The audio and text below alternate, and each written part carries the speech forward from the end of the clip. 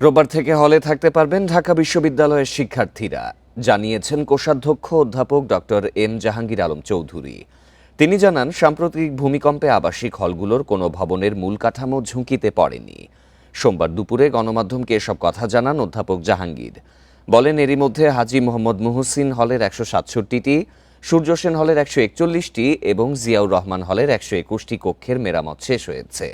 তবে সলিমুল্লাহ মুসলিম হলের একটি অংশ দুর্বল হিসেবে চিহ্নিত করেছেন বিশেষজ্ঞরা। সেখানে ক্ষতিগ্রস্ত স্টিল প্রপের মেরামত ২-১ দিনের মধ্যে শুরু হবে।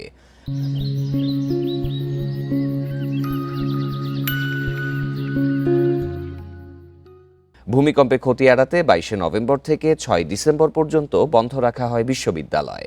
এরপর শুরু হয় শীতকালীন ছুটি। এই ছুটি শেষ হবে ২৭ ডিসেম্বর।